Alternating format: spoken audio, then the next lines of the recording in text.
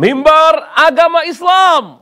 Religius menegakkan. Assalamualaikum warahmatullahi wabarakatuh. Waalaikumsalam warahmatullahi wabarakatuh. Alhamdulillah ala ni'matillah la hawla wa la quwata illa billah amma ba'du.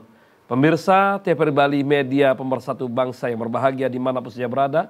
Kembali saat ini kita berjumpa di acara Mimbar Agama Islam. Merupakan salah satu program TVRI Bali Media Pemersatu Bangsa. Menarik sekali jumpa kita pada saat ini akan membahas di mana kita harus mengetahui apa saja hal-hal yang membatalkan wudhu.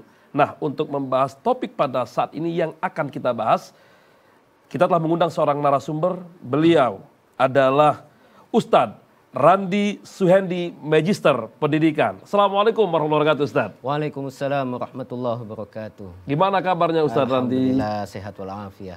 Alhamdulillah. Terima kasih sudah hadir di studio TVRI pada saat ini. Dan tentu ini menjadi satu kebahagiaan dan kehormatan bagi kita semuanya. Ustadz bisa hadir menyapa kita baik yang di studio maupun juga yang menyaksikan secara langsung dari rumah. Mudah-mudahan kita bisa mendapatkan ilmu yang berkah. Amin. Terutama dalam topik pembahasan pada saatnya adalah hal-hal yang perkara-perkara yang membatalkan wudhu. Nah, oleh karena itu atas kehadirannya selain ucapan terima kasih dan satu kebahagiaan bagi kami, kita doakan Ustadz mudah-mudahan sehat walafiat selalu. Berkah kehidupan, tentu rizki senantiasa menyertai dalam keberkahan. Dan yang tidak terlupakan semakin disayang istri. Amin. Ya Rabbal Alamin. Terima kasih untuk narasumber kita Ustadz Randi. Tepuk tangan untuk narasumber kita. Baik pemirsa TVRI Bali Media Pemersatu Bangsa yang berbahagia, selain Ustadz Randi yang hadir pada saat ini, hadir pula audiens kita dari Majelis Taklim An-Nisa Solihah, tepatnya di Satelit Kota Denpasar. Assalamualaikum warahmatullahi wabarakatuh. Waalaikumsalam warahmatullahi wabarakatuh. Ibu-ibu An-Nisa Solihah, gimana kabarnya semua? Alhamdulillah sehat walafiat. Tepuk tangan untuk kita semuanya. Baik pemirsa TVRI Bali Media Pemersatu Bangsa yang berbahagia, langsung saja membahas topik yang saat ini akan kita bahas tentang perkara yang membatalkan wudhu bersama Ustadz Randi Suhendi, Magister Pendidikan. Ustadz, beberapa lalu kita sempat membahas itu tentang apa itu wudhu, sekaligus kita mengetahui rukun-rukun wudhu itu seperti apa, bahkan syarat wudhu itu seperti apa. Ini kita biar sistematis nih Ustadz. Kalau sudah rampung dalam hal yang demikian, maka saat ini kita harus mengetahui nih apa yang membatalkan wudhu, apa-apa saja sih. Silakan Ustadz. Ya, memang penting juga kita mengetahui yang satu ini, Mas Rahmat. Karena kenapa? Jangan sampai ilmunya tentang syarat rukun sudah kita tahu dan sudah kita laksanakan. Ini jangan sampai yang bisa merusak ini kita lakukan juga. Nah, sehingga itu batal semua. Benar, bisa jadi ya kacau semua gitu. Batal wudhunya. Nah, penting kita tahu nih apa saja, tujuannya apa, supaya kita bisa menghindari. Jangan sampai kita terjerumus, jangan sampai kita melakukan hal-hal yang bisa merusak wudhu kita. Begitu. Nah, Ustadz, dalam Al-Quran terkait masalah wudhu ini memang benar ya berkaitan dengan pada surat Al-Maidah ayat 6. Iya, jadi di samping dia menjelaskan rukun-rukun wudhunya, apa saja yang harus dibasuh dan diusap, anggota wajib mana saja yang harus dibasuh dalam berwudhu. Allah juga menjelaskan alasan apa kemudian seseorang wajib melakukan yang namanya berwudhu gitu. Alasan apa? Artinya ada sesuatu yang menyebabkan seseorang wajib wudhu. Karena apa? Terjadi sesuatu yang membatalkan wudhunya. Nah, kalau begitu Ustadz, kita berikan nih perwakilan dari Majelis Taklim An-Nisa Solihah Satelit Denpasar untuk membacakan surat Al-Maidah, tepatnya di Al-Quran surat Al-Maidah ayat 6. Disilahkan. A'udzu billahi minasy syaithanir rajim. Bismillahirrahmanirrahim. Ya ayyuhalladzina amanu idza qumtum ilas salati waghsilu Fagsilu wujuhakum wa aydiyakum ilal marafiqi wamsahu biru'usikum wa arjulakum ilal ka'bain. Wa in kuntum junuban fattahharu wa in kuntum marda aw ala safarin aw jaa ahadum minkum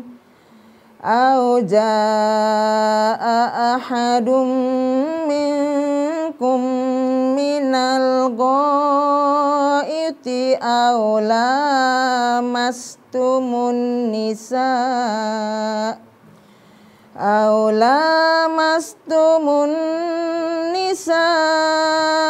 falam tajidu ma'an fatayammamu sa'idan tayyiban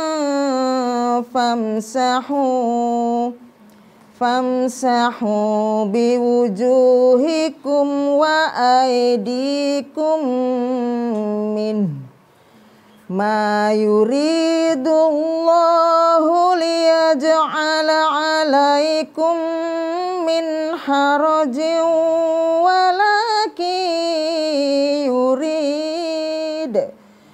walakin yuridu liyutahhirakum wa liyutimma ni'matahu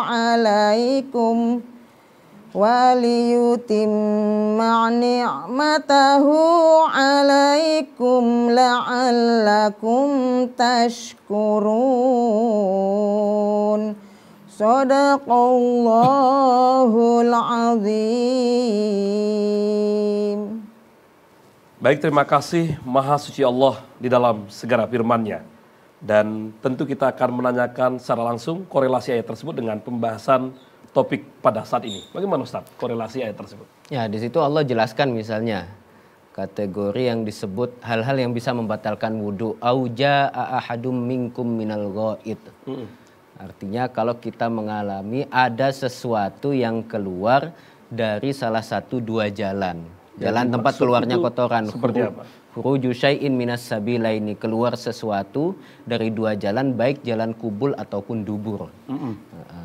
Nah, keluar sesuatu, yang namanya sesuatu ya sifatnya umum. Apa saja yang keluar, entah itu yang biasa keluar, misalnya dari jalur kubul keluar air kencing, kemudian dari jalur dubur ya kotoran itu, atau yang jarang sekali, misalnya ada orang keluar kencing, tahu-tahu batu yang keluar misalnya. Atau mungkin pas BAB keluarnya emas, batal juga ya? Iya, batal juga gitu. Siapa tahu di antara ibu-ibu Anissa ini ada yang BAB keluarnya emas begitu. Gitu.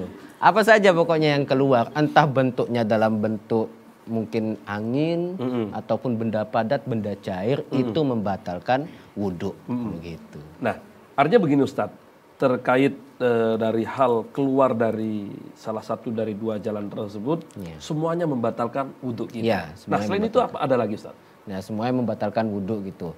Kemudian yang selanjutnya yang perkara yang membatalkan wudhu, zawalul akli, hilangnya akal. Nah, yang dimaksud dalam hilangnya akal ini seperti apa? Hilangnya Ini akal, bisa banyak penyebabnya hilangnya akal, penyebabnya bisa jadi biirmain karena ayan, penyakit epilepsi gitu. Epilepsi.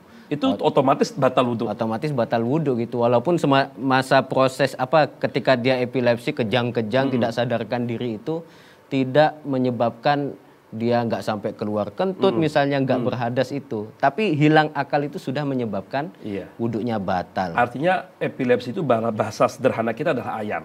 Kalau ayan pura-pura, contoh nih, karena banyak utang dicari debt collector, pura-pura ayan tiba-tiba Ustaz. Ya beda gitu. Sama pura-pura nggak ayan sungguhan, tapi ayan dia gayanya seperti itu.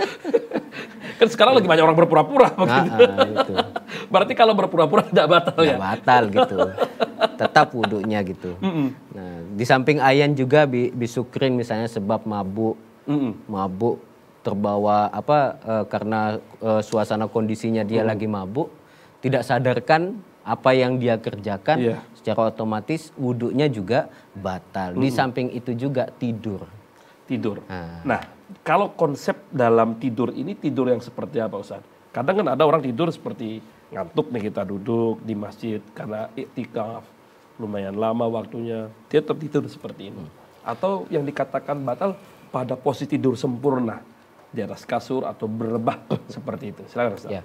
Memang dalam hadis Rasul mengatakan wika usahi ainani. Jadi kendali terhadap dubur kita itu sesungguhnya ya dua mata kita. Artinya kalau tidur itu ya batal wudhunya. Nah di samping itu dia memang zawalul akli. Akalnya hilang, tidak sadar. Orang tidur kan nggak sadar gitu. Betul. Orang tidur nggak sadar gitu. Kadang Makanya yang susah itu bukan bangunin orang tidur. Orang pura-pura tidur susah dibangunin. itu susah gitu. Orang tidur kan nggak sadar gitu. Kadang kita nggak tahu gitu semalam itu tangan kita megang apa gitu. Nah, kita nggak tahu gitu. Tahu megang sebelah.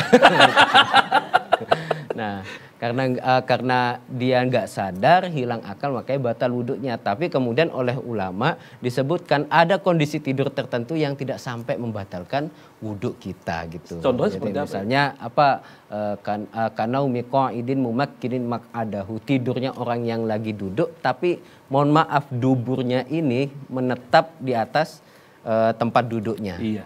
Menetap sehingga lubang dubur itu tertutupi dengan tempat duduknya. Tapi tempat duduknya nggak empuk kayak gini ya gitu. Iya. Misalnya di lantai gini, di lantai. Di masjid. Di masjid. Asalkan duduknya itu tegap. Duduknya tegap. Karena memang tertutup, kalau posisi tegap seperti ini tertutup lubang duburnya. Sehingga potensi-potensi keluar sesuatu itu sangat kecil sekali. Sangat kecil sekali. Makanya oleh ulama kalau tidurnya seperti itu gak masalah. Tapi kadang kan orang lagi khutbah, jamaahnya tidur saking kelamaan khutibnya. Jadi khutib jangan boleh lama-lama ya. Iya, gitu jangan lama-lama gitu. Saking kelamaan ngantuk gitu. Tidurnya awalnya seperti ini, tapi kok tiba-tiba jatuh ke depan. Nah, ini kan keangkat sudah sedikit. Keangkat sedikit keluar ataupun tidak batal wudhunya. Berarti kalau tidur sambil jongkok itu batal ya, karena tidak menyentuh. Iya, karena tidak menyentuh gitu. Atau tidur separuh Tan. Ustaz tahu nggak tidur separuh kayak apa? Kayak gimana itu? Kayak gini. Jadi tidur seperti itu tuh batal wudhunya, kecuali ya seperti yang tadi tidur duduk posisi badan tegap karena memang lubang duburnya itu tertutupi, potensi keluar sesuatu tidak masalah. Asalkan syaratnya lagi di samping itu orang sebelahnya itu nggak dengar sesuatu yang keluar. Kalau yang sebelahnya itu ketika bangun kasih tahu, Mas tadi jenengan kentut gitu, wudhu lagi, batal gitu. Karena emang ada informasi dari orang lain kalau ada yang keluar. Luar biasa. Itu baru dua ya. Tepuk tangan untuk narasumber kita, Ustaz Randi Sehendi. Baik pemirsa TVRI Bali, media pemersatu bangsa yang berbahagia. Tentu kita mengetahui bersama bagaimana rukun wudhu kita pelajari dan kita amalkan. Sekaligus syarat sah wudhu tersebut juga kita harus ketahui bersama, dan upaya menjaga wudhu itu kita juga harus mengetahui apa saja hal-hal yang membatalkan wudhu. Salah satu dari yang membatalkan wudhu telah disampaikan oleh narasumber, ada dua. Yang pertama adalah keluarnya dari salah satu dua jalan. Yang kedua, hilangnya akal kita, dan tentu selanjutnya akan menyusul setelah pariwara berikut ini.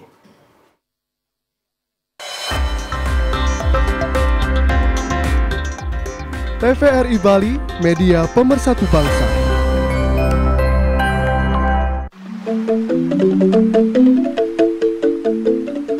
Ayo, lihat tuh, bapaknya hampir turun tuh.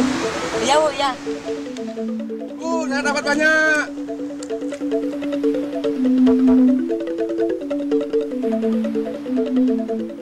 Kegiatan-kegiatan positif adalah bekal untuk hari esok.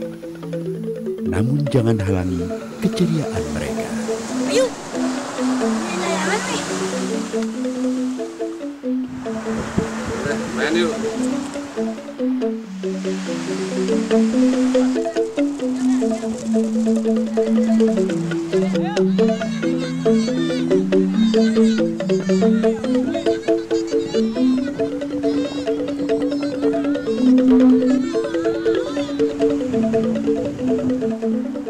Bermain Membantu orang tua adalah kewajiban.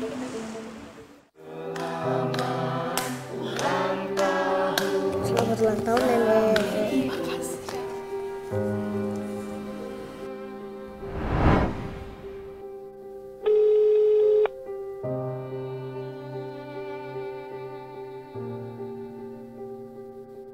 Nak, tidakkah kau ingat hari ini? Kakak, jangan main ponsel terus. Iya, besok kita bisa ketemu kok. Ini bu, obatnya bu, bentar. Iya, sorry, aduh, sorry itu tadi ada. Hari ulang tahunku, kenapa tidak ada yang ingat?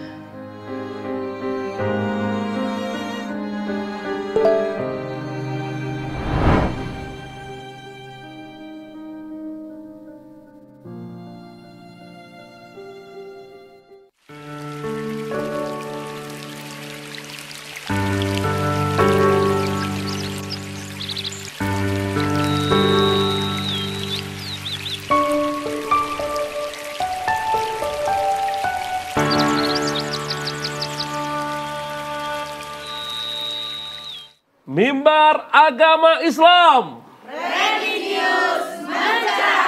Kembali kita bersama Ustadz Randi Suhendi, Magister Pendidikan dan Majelis Taklim An-Nisa Satelit Kota Denpasar. Tepuk tangan untuk kita semuanya. Baik pemirsa, TPR Bali, media pemersatu bangsa yang berbahagia. Sebelum kita melanjutkan pembahasan topik pada saat ini, kami mengundang kepada seluruh pemirsa di rumah dimanapun saja berada untuk bisa bertanya pada seputaran topik pembahasan pada saat ini di 0361 237706. Kembali kami ulangi di 0361 237706 sebagaimana yang tertera di layar kaca televisi pemirsa semuanya. Baik pemirsa, sebelum kita memberikan kesempatan bertanya kepada audiens kita yang hadir pada saat ini dari perwakilan Majelis Taklim An-Nisa Solehah Satelit Kota Denpasar, kita sedikit membahas kembali Ustaz tentang terkait topik pembahasan saat ini adalah perkara yang membatalkan wudhu. Tadi 3 tuh, tadi 2 sudah disebutin. Pertama adalah keluarnya salah satu dari 2 jalan, baik bagian depan maupun belakang. Yang kedua, hilangnya akal. Yang ketiga ini apa Ustaz? Ya, yang ketiga seperti di ayat yang dibaca tadi, aula mastumun nisa. Jadi bersentuhan kulit antara laki-laki dengan perempuan yang yang bukan mahramnya. Bersentuhan kulit ya, yang bukan mahram, itu batal. Gitu. Walaupun mohon maaf tidak ada hasrat. Walaupun tidak ada hasrat gitu. Nah disitulah kemudian muncul perbedaan pendapat gitu. Menurut Imam Malik sendiri bahwa syaratnya ya harus ada hasrat. Jadi kalau tidak ada hasrat nggak masalah, tidak membatalkan wudhu. Tapi mayoritas orang Indonesia yang menganut mazhab Imam Asy-Syafi'i mengatakan hasrat ataupun tidak, ada syahwat ataupun tidak, kalau bersentuhan kulit dengan kulit antara laki-laki dan perempuan yang bukan mahramnya, maka bisa membatalkan wudhunya. Baik, luar biasa. Terima kasih, tepuk tangan untuk narasumber kita. Pemirsa TPR Bali, media pemersatu bangsa yang berbahagia, kita langsung saja berikan kesempatan bertanya nih dari perwakilan Majelis Taklim An-Nisa Solehah, tepatnya di daerah Satelit Kota Denpasar. Disilahkan. Assalamualaikum warahmatullahi wabarakatuh. Waalaikumsalam warahmatullahi wabarakatuh.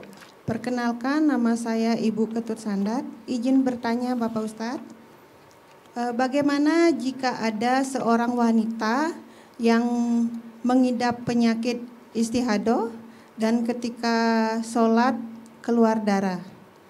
Mohon penjelasannya. Terima kasih. Wassalamualaikum warahmatullahi wabarakatuh. Waalaikumsalam warahmatullahi wabarakatuh. Nah, menarik ini Ustaz pertanyaannya ketika istihadah. Kadang kan orang tidak bisa menebak ini apakah haid atau istihadah. Kalau haid kan kita memang sudah tidak sholat seperti itu. Bukan kita. Oh, bukan kita dia mereka. Salah. Beda punya kita. Silakan Ustaz. Saya mancing aja, ternyata Ustaz nggak ngantuk deh. Silakan Ustaz. Ya baik, terima kasih gitu. Ini ada kaitannya dengan kategori yang pertama tadi, keluar sesuatu dari jalan baik kubul maupun dubur. Nah pertanyaannya, kalau seandainya ketika sholat ini apakah orang yang istihadah itu apakah wudhunya batal sehingga mengakibatkan sholatnya juga batal kan? Betul. Gitu. Sholatnya juga batal. Istihadah itu kan kita tahu adalah darah penyakit, darah yang keluar di luar waktu darah haid. Ada kalanya misalnya minimal orang mengalami menstruasi itu kan 1 hari, maksimalnya kan 15 hari. Nah, kemudian kalau ternyata darahnya itu keluar sampai lebih dari 15 hari, berarti lebihnya itu istihadah. Nah, orang yang istihadah itu wajib sholat.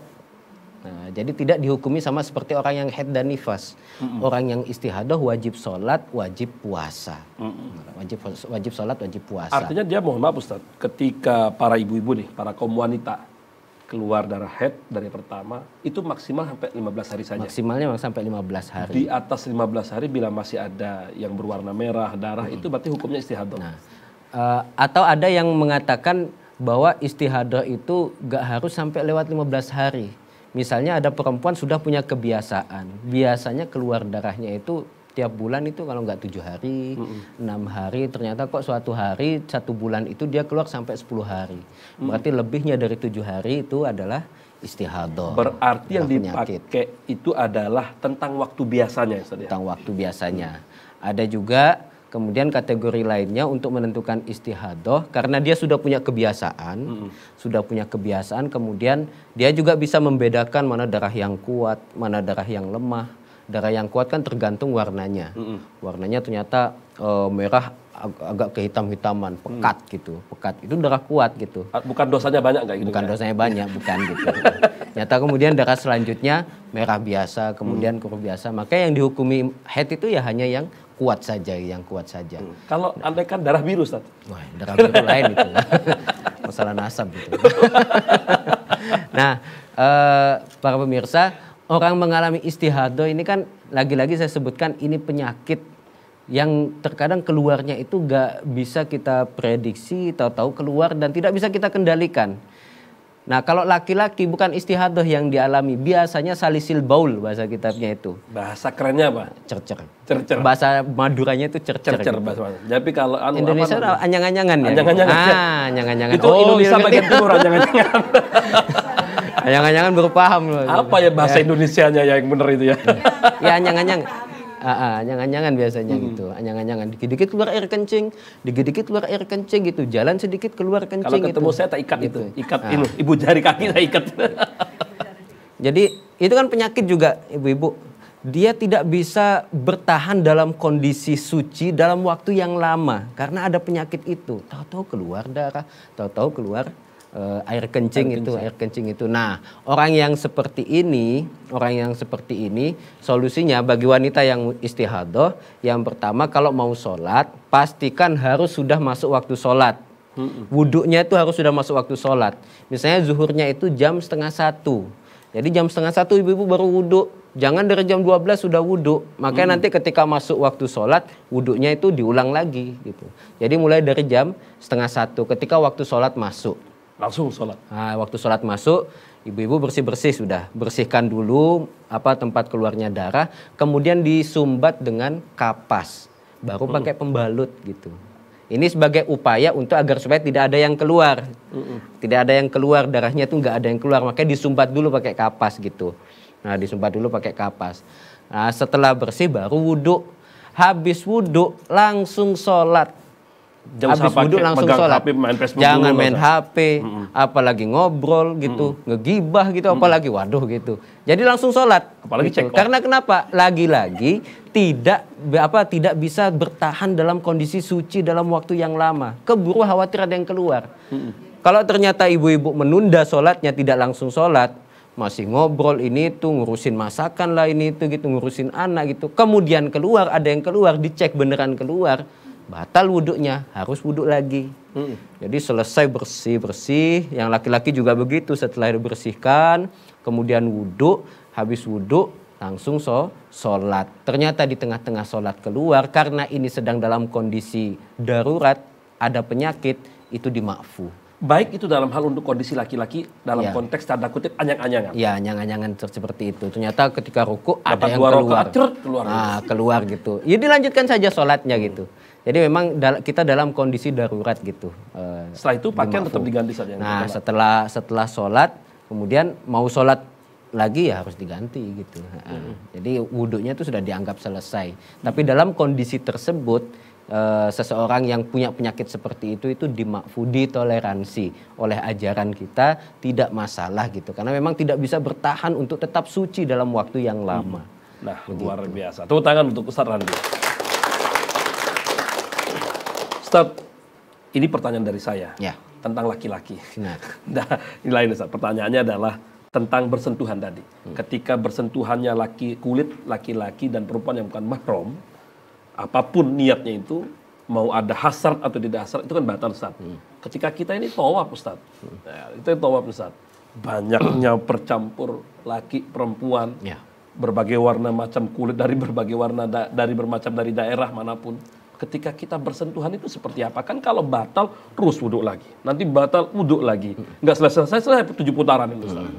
Gimana Ustaz? Ya, memang kondisi tawaf itu kondisi yang sangat kredit sekali Ibu-ibu gitu. Kondisi yang sangat kredit sekali. Bayangkan kadang di sebelah kita, orang laki-laki lagi tawaf, depannya lo perempuan. Kadang bersebelahan gitu. Memang udah bercampur aduk, ikhtilatnya itu tidak bisa dielakkan itu. Ikhtilatnya bercampur aduk antara laki-laki dan perempuan yang bukan mahramnya. Tidak bisa dielakkan. Nah, dalam hal ini kita bisa berpegang, solusi yang pertama ya, kita bisa berpegang kepada mazhab yang tidak menyebabkan bersentuhan syahwat ataupun tidak itu batal. Misalnya penafsiran dari Imam Abu Hanifah, kelompok Hanafiyah terhadap aula mastumun nisa. Menurut mazhab Hanafiyah, aula mastumun nisa itu artinya saling berhubungan intim. Jadi baru batal wudhunya kalau berhubungan badan. Bersentuhan saja nggak batal. Itu Imam Abu Hanifah. Imam Abu Hanifah. Ya, sering kita panggil kan Imam Hanafi. Imam Hanafi. Jadi bukan Imam Hanafi suaminya ibu, bukan. Aula mastumun nisa gitu. Makanya konsekuensinya bersentuhan saja nggak batal. Yang batal itu kalau berhubungan badan. Tapi kalau kita mau berpegangan kepada mazhab itu, semuanya harus pegangan mazhab itu dalam hal wudhu bersesuci. Wudhunya pakai Imam Abu Hanifah gitu. Imam Abu Hanifah mensyaratkan seluruh kepala dibasuh, ya dibasuh seluruh kepala gitu, diusap itu. Ya basah kuyup mungkin gitu. Dan syarat-syarat yang lainnya, syarat rukun wudhu yang lainnya semuanya harus ikut Imam Abu Hanifah. Yang membatalkan harus ikut Imam Abu Hanifah begitu. Kalau kita berpegangan kepada pendapat lain, misalnya Imam Malik yang mensyaratkan harus syahwat gitu. Harus syahwat, ya sudah gitu. Jadi kalau bersentuhan nggak ada syahwat, ya nggak batal wudhunya. Masa kepikiran sih mau syahwat gitu, lagi ibadah gitu, tawaf gitu. Nah, itu silahkan. Tapi lagi-lagi semuanya harus totalitas diikutin. Wudhunya juga harus Imam Malik. Imam Malik mensyaratkan harus digosok ketika wudhu. Dan batal-batal wudhunya juga harus mengikuti pendapat Malikiyah. Baik, terima kasih. Luar biasa. Tepuk tangan untuk narasumber kita, Ustaz Randi Sendi. Pemirsa TVRI Bali, media pemersatu bangsa yang berbahagia, salah satu kesempurnaan kehidupan kita. Ketika kita mampu menjaga kesucian kita, mampu menjaga diri kita tetap dalam wudhu, insya Allah akan menjadi satu kemuliaan yang Allah akan berikan kepada kita semuanya. Mudah-mudahan kita tergolong orang yang senantiasa rajin berwudhu, sekaligus berhati-hati menjaga wudhu kita dalam diri kita. Insya Allah bermanfaat untuk kita semuanya, dan akan kita lanjutkan setelah pariwara berikut ini. TVRI Bali, media pemersatu bangsa.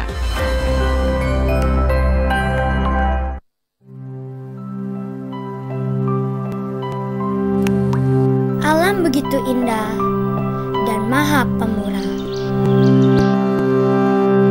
Ketika kita bersahabat dengannya.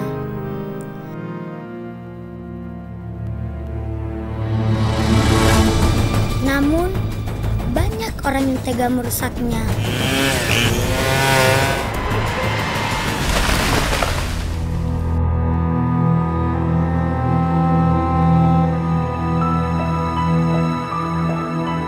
Bencana demi bencana pun harus kita hadapi. Tidakkah kita sadar bahwa alam ini perlu dijaga dan dipelihara agar kehidupan ini terus berjalan. Mari tunjukkan semangat peduli.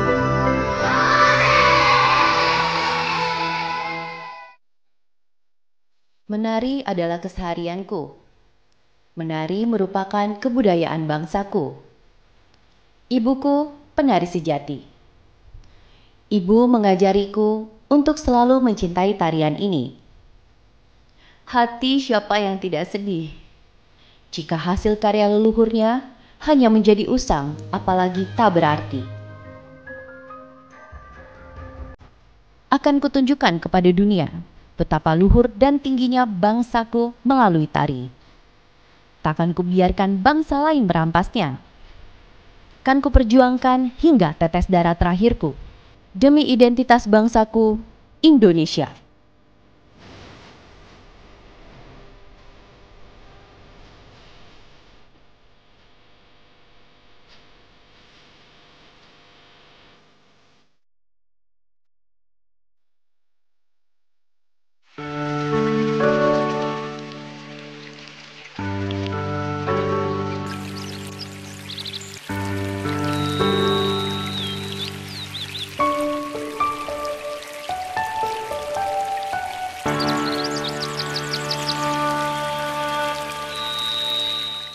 Mimbar Agama Islam. Religius masyarakat. Kembali bersama Ustadz Randi Suhendi, Magister Pendidikan dan Majelis Talim An-Nisa Solehah, Satelit Kota Denpasar. Tepuk tangan untuk kita semuanya. Baik pemirsa, TVRI Bali, media pemersatu bangsa yang berbahagia. Sebelum kita melanjutkan pembahasan pada saat ini, kembali kami mengundang kepada para seluruh pemirsa dimanapun saja berada untuk bisa bertanya di 0361 237706. Kembali kami bacakan di 0361237706 sebagaimana yang tertera pada layar kaca televisi. Nah, sambil menanti penanya dari pemirsa, kita pada saat ini memberikan kesempatan untuk bertanya perwakilan dari Majelis Talim An-Nisa Solehah, Satelit Kota Denpasar. Disilakan. Assalamualaikum warahmatullahi wabarakatuh. Waalaikumsalam warahmatullahi wabarakatuh. Perkenalkan, nama saya Ai Solihah. Mohon izin bertanya Pak Ustadz. Bagaimana kalau kita bersentuhan dengan seseorang yang berkelamin ganda? Apakah membatalkan wudhu? Terima kasih. Mohon penjelasannya. Wassalamualaikum warahmatullahi wabarakatuh. Waalaikumsalam warahmatullahi wabarakatuh. Saya tadi bengong, saya kira Mama Dede, wajahnya mirip Mama Dede. Anu lagi, gaya komunikasinya kayak orang Jawa Barat, ternyata orang Jawa Barat. Ustaz, terkait hermaprodit, kelamin ganda. Ini katanya pernah ada seperti itu. Ya. Bagaimana Ustaz? Itu memang kelainan ya, jadi ada orang punya kelamin di samping kelaminnya laki-laki juga ada kelamin perempuannya. Bayanganku kemana ya? Dan itu dalam bahasa kitabnya itu disebut al-khunsa muskil. Al-khunsa muskil. Nah, jadi bahasanya khunsa pakai kho. Kalau perempuan kan pakai hamzah unsa. Unsa. Nah, kalau ini khunsa. Nah, itu dalam kitab misalnya Majmu' Syarah Muhadzabnya Imam Nawawi dalam satu bab khusus, bab far'un fil khunsal muskil. Jadi membahas tentang khunsa muskil. Nah, kecenderungannya tinggal dipilih dia kecenderungan kemana, karena dua alat kelamin ini sesungguhnya yang pasti itu hanya satu, yang satunya itu kelebihan tambahan, bonusnya lah gitu, bonusnya makanya harus dipilih oleh orang tersebut, dia kecenderungannya lebih kemana, harus dipilih gitu. Kalau kecenderungannya lebih ke laki-laki karena memang mungkin dari badannya kok lebih ke laki-laki, ya udah laki-laki. Maka ketika kita bersentuhan dengan khunsa muskil, kalau misalkan perempuan bersentuhan dengan khunsa muskil, kecenderungannya dia lebih laki-laki, maka membatalkan wudhu. Kalau bicara kecenderungannya itu Ustaz ya, seperti ini mungkin ya. Kalau laki-laki dia kekar begitu. Tapi kalau melambai begini berarti agak cewek ya. Ya misalnya perempuan kan mohon maaf gitu, payudaranya mungkin membesar gitu. Layaknya seperti perempuan dan semacamnya gitu. Badannya lebih lembut. Keaktifan itu apakah ditandai dari fungsinya ya? Ya contoh mohon maaf, andekan sama-sama mengeluarkan kencing seperti itu. Ada yang berfungsi dua-duanya, ada yang mungkin salah satunya gitu. Kalau salah satunya kan sudah ditentukan gitu, sudah bisa ditentukan. Oh yang lebih berfungsi ini. Nah kalau dua-duanya berfungsi ya harus dipilih salah satunya, harus dipilih. Nah orang yang mengalami kelainan seperti ini tidak boleh dijadikan imam ketika makmumnya laki-laki. Boleh dijadikan imam kalau makmumnya perempuan. Boleh dijadikan imam karena kan ada. Kalau dia lebih cenderung kepada perempuan. Iya enggak, maksudnya ketika tidak jelas misalnya, ketika tidak jelas kecenderungannya kemana gitu. Maka tidak boleh dia diposisikan sebagai imam kalau makmumnya adalah laki-laki, ada laki-lakinya gitu. Karena tetap laki-laki yang jelas ini ada, ini masih belum jelas. Saya jelas gitu. Nah, gitu. Jadi dilihat kecenderungannya dan itu memang di dalam kitab itu memang sudah dibahas itu. Makanya karena harus memilih yang satunya ini asli, yang satunya ini adalah bonus tambahan. Ketika misalkan, mohon maaf ini bahasa kitab yang saya jelaskan. Bayangan ulama itu membayangkan orang yang seperti ini kalau seandainya dipertemukan antara kelamin laki-laki dengan perempuannya, punyanya dia sendiri. Betul. Itu dipertemukan, apakah wajib mandi? Tidak wajib mandi gitu. Tidak wajib mandi. Nah, tapi lagi-lagi ini jarang terjadi, tapi terjadi. Pernah terjadi. Ada. Ya itu bahasa ilmiahnya tadi apa Ustaz Rahmat gitu. Hermaprodit gitu, begitu. Jadi begini Ustaz ya, kembali kalau dia cenderung lebih pada sisi perempuan, saya andaikan bersentuhan sama dia batal seperti itu. Kalau andaikan ibu-ibu bersentuhan dengan yang seperti itu maka tidak batal. Kalau lebih dia cenderung pada laki-laki, maka seorang perempuan pun batal menyentuhnya seperti itu. Begitu. Baik, luar biasa. Tepuk tangan untuk Ustaz Randi. Ustadz Randi, tadi kita membahas tentang masih dalam konteks bersentuhan. Memang bersentuhan ini asik-asik ngeri-ngeri sedap. Nah, kalau bersentuhan ini Ustadz, tadi membahas tentang tawaf itu. Loh, kita ini kan belajar satu madhab bagi kita orang awam nih.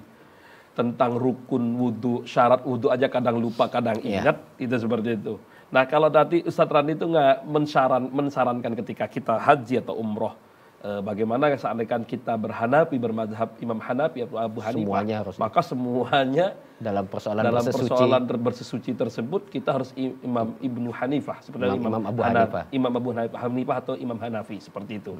Nah, ini gimana caranya Ustaz? Konteks yang bagi orang awam itu sangat susah sekali Ustaz. Ya. Dalam kitab Bughyatul Mustarsyidin itu disampaikan kalau sekiranya masih bisa ikut dalam mazhab yang kita anut Syafi'i, meskipun itu pendapat-pendapat yang minoritas, lebih baik diikuti saja. Nah, dalam kitab Idahul Manasiknya Imam Nawawi menjelaskan tentang manasik haji dan umroh, beliau itu memberikan saran tidak perlu kita ikut mazhab yang lain, ikut mazhab Syafi'i saja, tapi menggunakan konsep lamis malmus. Lamis itu sengaja menyentuh, malmus itu nggak sengaja tersentuh, atau kita disentuh. Kalau lamis artinya bahasa kitabnya lamisun, sengaja menyentuh, batal wudhunya. Dalam konteks Imam. Iya ketika tawaf itu. Kalau pakai Syafi'i. Iya Syafi'i. Kalau sengaja menyentuh, batal wudhunya. Tapi kalau nggak sengaja tersentuh atau kita disentuh orang lain misalnya oleh lawan jenis yang bukan mahramnya disentuh, maka nggak membatalkan wudhu menurut pendapat yang paling sedikit minoritas. Jadi pakai konsep itu saja. Nah itu kita pakai hanya ketika tawaf saja. Ini tidak sengaja kesentuhan sama lawan jenis gitu. Lanjutkan saja. Karena nggak sengaja, bukan sengaja menyentuh, nggak sengaja. Kalau tapi setelah disentuh, Dan? Kalau sengaja kita disentuh? Iya, tidak batal. Malmus itu, tidak batal. Tapi kalau sudah selesai tawaf, rangkaian ibadahnya sudah selesai, ya berlaku lagi seperti biasa. Karena sentuh, sengaja ataupun tidak, ya batal karena memang sudah tidak dalam kondisi krodit. Gitu. Nah, ini memang penting kita bahas, Ustaz, bagi apalagi mereka yang biasa umroh seperti itu. Kan semangat kita untuk mencium Hajar Aswad itu luar biasa, girohnya itu tinggi, begitu. Semangatnya tinggi. Tujuan kita tuh Hajar Aswad, semakin bisa mendekat ke Ka'bah, semakin bisa mendekat ke Ka'bah. Apalagi ada keinginan untuk menyentuh yang namanya Ka'bah atau kain kiswah tersebut. Nah, ketika tujuan kita seperti itu, makin ke tengah itu makin berjubel, Ustaz. Sebagaimana pengalaman Ustadz Randi kemarin tuh. Nah, nanti kalau memang tujuan kita ke sana, tetapi memang tidak ada kesengajaan itu terus, tidak apa-apa ya, Ustaz? Tidak apa-apa. Gitu. Mana Ustadz Randi gimana ketika umroh itu? Sudah jalan saja karena tetap pakai Syafi'i. Iya, tetap pakai Syafi'i karena memang tidak ada kesengajaan saya menyentuh lawan jenis itu. Begitu. Nah, luar biasa Ustaz. Tepuk tangan untuk Ustadz Randi. Ustadz Randi, tadi Ustadz mengatakan bersentuhan nih kepada mereka yang berbeda mahram. Mahram itu apa sih sebenarnya Ustadz? Bedakan antara mahram dengan muhrim. Nah ini kadang orang mahram, muhrim, mahram. Itu. Muhrim itu diambil dari kata ahroma yuhrimu ihroman wa muhroman fahuwa muhrimun. Bentuk isim fa'il dari kata ahroma. Yang artinya orang yang berihram. Mau haji, pakai pakaian ihram dan berniat mau melaksanakan haji atau umroh, itu kan muhrim. Itu muhrim. Nah mahram ini adalah orang lain, orang yang lawan jenis kita yang tidak ada hubungan nasab, tidak ada hubungan mahram. Nah mahram itu kan diambil dari kata haram yang artinya haram, artinya orang ini tidak boleh menikah dengan kita. Jadi Ustaz saya potong. Jadi salah ya penyebutan, maaf gak salaman bukan muhrim. Ya, seperti itu kurang tepat. Kurang tepat ya. Yang tepat itu bukan mahram. Kalau mukram tetangga saya itu Pak. Ya misalnya apa Mas Rahmat ini, Mas Rahmat gitu, punya mahram tertentu. Mahram itu kan ada yang sebab nasab, sebab kekerabatan. Misalnya hurimas alaikum ummahatukum, ibu, wa banatukum, anak perempuan, wa akhwatukum, saudara perempuan. Kemudian apa ada kholah, ammah, artinya bibinya Mas Rahmat, baik bibi dari ayah maupun bibi dari ibu, saudaranya ayah ataupun ibu. Itu mahram, gak boleh dinikahi. Sehingga kalau bersentuhan gak batal wudhunya. Wa banatul akhi wa banatul ukhti, anak perempuan dari saudara kita. Artinya keponakan. Keponakan gak boleh menikah dengan pamannya, tidak boleh menikah. Sehingga kalau bersentuhan tidak membatalkan wudhu, tidak membatalkan wudhu. Nah demikian juga ada nasab, ada mahram sebab rodok misalnya saudara susuan gitu. Kemudian ada sebab musoharoh, hubungan besan atau pernikahan. Siapa seperti siapa, misalnya istri ayah kita, ayah kita, atau ibu tiri kita. Nah, ibu tiri kita udah boleh aku nggak mau punya ibu tiri ya gitu, udah boleh dinikahi. Atau ayah tiri bagi perempuan misalnya. Kemudian di antara itu juga adalah mertua. Mertua. Kalau Mas Rahmat berarti ke mertua perempuannya selamanya nggak boleh menikah meskipun hubungan pernikahan dengan istrinya sudah nggak ada. Karena selamanya dia menjadi ibu bagi kita. Mohon maaf Ustaz, saya perjelas lagi Ustaz. Artinya begini, ketika ibu sambung nih, ibu sambung ngomong ibu tiri itu kejam banget rasanya Ustaz ya. Ibu sambung ini menikah sama ayah. Ya, sama ayah. Suatu saat nih bercerai begitu. Tetap saya tidak batal. Tidak boleh. Tetap saya tidak boleh. Tidak boleh menikahi. Tidak mau nikah. Ya. Berarti wudhu saya tetap tidak batal. Tidak batal. Gitu. Baik, luar biasa. Tidak batal ya. Termasuk juga mertua. Mertua itu walaupun sudah pisah dengan anaknya, dengan istri kita, dengan pasangan kita, tetap hubungan dia sebagai ibu kita karena pernah menikah dengan anaknya masih tetap ada. Masih tetap ada, dan kalau bersentuhan tidak batal wudhunya. Nah, kalau ipar, ya lagi ipar adalah maut gitu.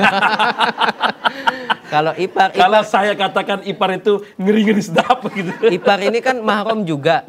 Kalau misalkan Mas Rahmat istrinya punya saudara perempuan, selama masih ada hubungan pernikahan dengan istrinya, Mas Rahmat gak boleh menikah dengan saudara iparnya, gak boleh.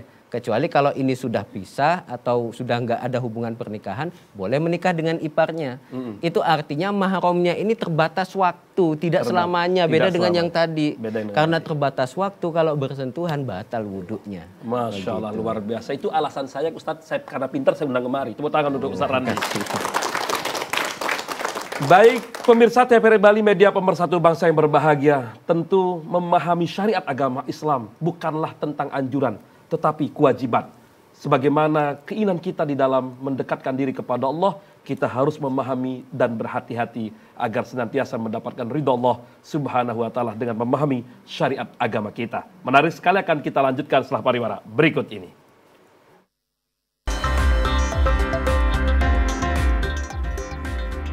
TVRI Bali, media pemersatu bangsa.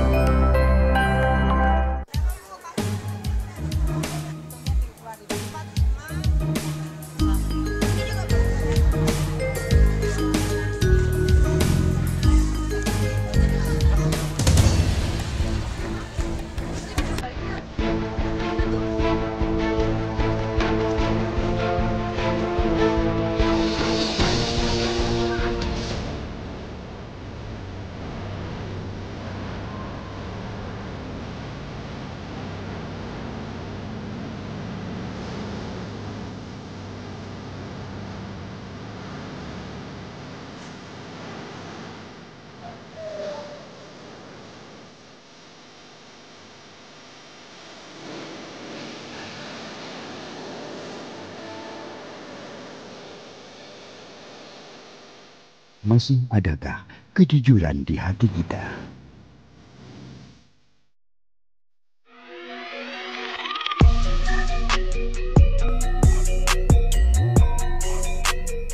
Kerajinan perak Bali telah ada sejak ratusan tahun silam. Motif khas tradisionalnya menjadi daya tarik dunia. Indah, mewah, dan memukau. Motifnya menggambarkan karakter Bali sesungguhnya. Tidak ada di belahan dunia lainnya.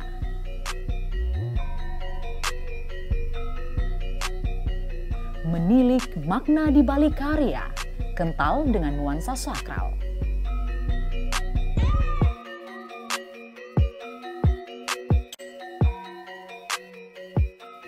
Kerajinan perak Bali adalah warisan leluhur, gambaran kekayaan budaya yang adiluhung.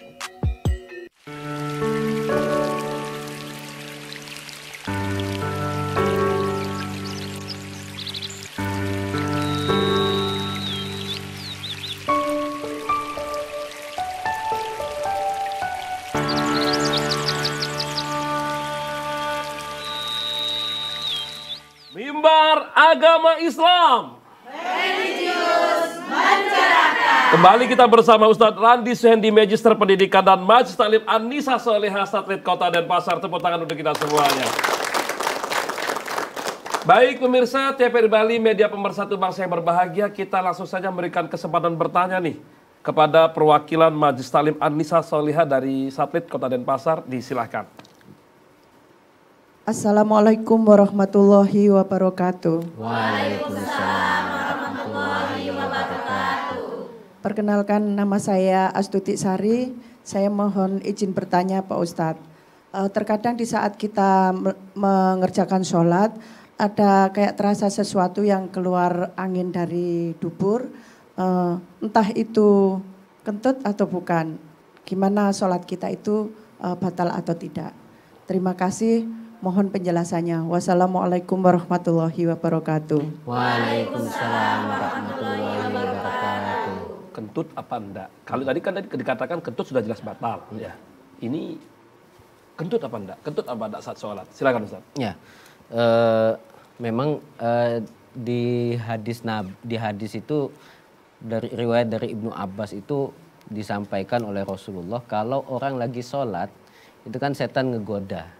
Salah satu yang dilakukan cara menggoda setan adalah membuat kita ragu, niup, mohon maaf, dubur kita itu ditiup. Iya ditiup. Jadi ngerasa kayak ada angin gitu. Rasa kayak ada angin. Nah ini biasanya dialami, mohon maaf, yang badannya besar. Kayak ada yang keluar bek gitu. Saya mau tengok dulu dari ujung sana mau udara. Untung nggak, aman. Langsing semua. Tapi gitu. jangan khawatir Ustaz. Yang masuk surga itu yang paling berat timbangannya. Jadi jangan takut kalau gemuk dijamin masuk surga. Nah itu apa kata Nabi gitu, kalau kita merasa ragu lagi sholat, kayak ada yang keluar, nanti kentut atau bukan gitu. Nah itu kerjaan setan tuh kayak gitu. Setan tuh kalau dengar azan itu lari terbirit-birit sambil kentut-kentut.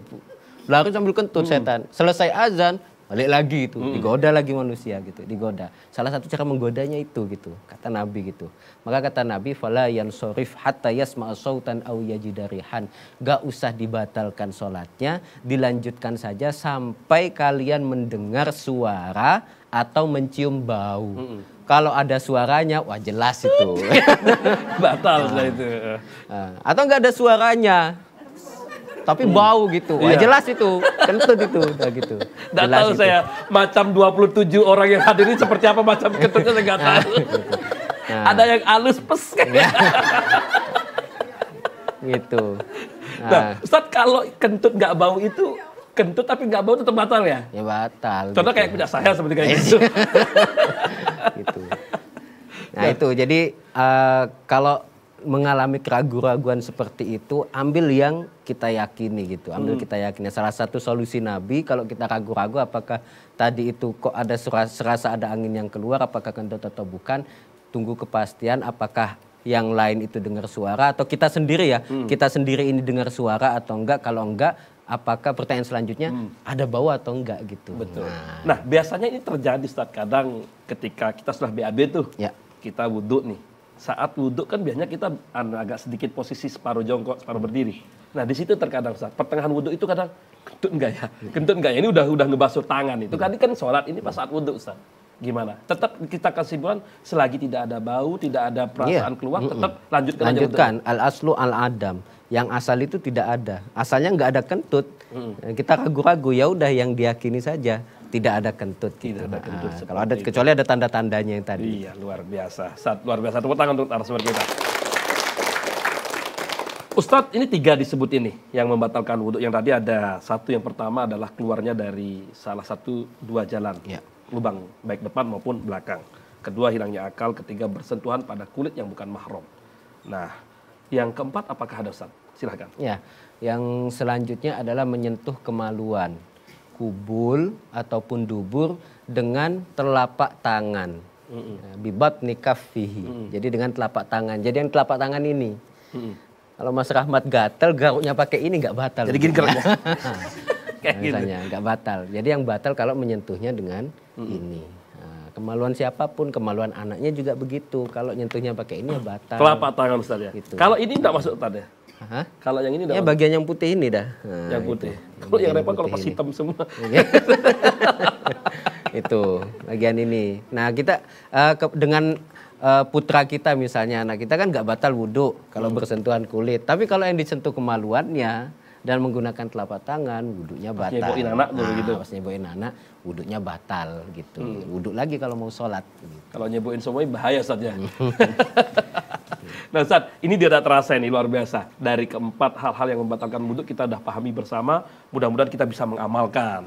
Sekaligus menjaga kehati-hatian dalam wudhu kita. Kesimpulan jumpa kita pada saat ini Ustaz, silahkan. Ya, ya menyambung dengan pembahasan sebelumnya tentang syarat dan rukun. Menghindari hal yang membatalkan wudhu seperti yang kita pelajari tadi, ini adalah upaya untuk mendapatkan kesempurnaan dalam bersesuci. Orang yang berhasil menyempurnakan wudhunya itu oleh Allah dijanjikan dosa-dosanya akan diampuni. Dosa-dosanya akan diampuni. Makanya kalau orang habis wudhu itu ibu-ibu habis wudhu, ini kan kita harus tumbuhkan keyakinan dosa kita ini habis diampuni oleh Allah. Harus punya keyakinan.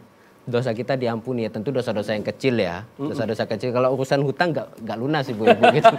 Ya, wudhu terus jadinya. Tidak cukup dengan wudhu seperti itu. Cukup dengan wudhu gitu. Nah, dosa-dosa kecil kita kepada Allah itu diampuni oleh Allah karena kita berwudhu dengan sempurna, dengan baik. Nah selesai wudhu itu kalau bisa langsung sholat. Karena kenapa? Posisi kita habis diampuni langsung ibadah.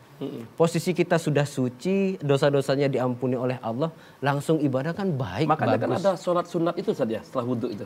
Sholat sunnah wudhu. Kalaupun nggak bisa langsung sholat karena nunggu iqomah misalnya mau berjamaah, lakukan sholat sunnah atau zikir gitu. Kalau ya sekiranya jangan lakukan hal-hal yang bisa memicu kita melakukan dosa berikutnya. Karena baru saja habis dibersihkan oleh Allah dengan wudhu terbaik kita. Apalagi mata ngelihat yang menggoda seperti itu. Mudah-mudahan dengan wudhu ini bisa terhapuskan. Ya, amin, amin. Masya Allah, luar biasa. Tepuk tangan untuk narasumber kita, Ustadz Ramli Syahri. Baik pemirsa TVRI Bali, media pemersatu bangsa yang berbahagia, tidak terasa jumpa kita hampir 1 jam membahas tentang perkara yang membatalkan wudhu. Mudah-mudahan ini menjadi satu manfaat untuk kita semuanya, sehingga kita bisa bersama-sama mengamalkan sekaligus menjaga nilai syariat kita dalam beragama Islam. Baik pemirsa TVRI Bali, media pemersatu bangsa yang berbahagia, sebelum saya secara pribadi dan seluruh kru yang bertugas undur diri, pertama mengucapkan terima kasih. Yang kedua mohon maaf bila mana ada sikap dan tutur kata yang kurang berkenan di hati para pemirsa semuanya. Maka izinkanlah kami untuk berpantun sebelum mengakhiri jumpa kita pada saat ini. Mainan air di pinggir waduk, serunya membikin ketagihan. Azan berkumandang, segera untuk berwudu. Saatnya menghadap Sang Maha Rahman. Baik, saya Rahmat Hidayat dan seluruh kru yang bertugas undur diri. Kembali jumpa kita nanti. Wallahul muwaffiq ila aqwamit thoriq. Wassalamualaikum warahmatullahi wabarakatuh.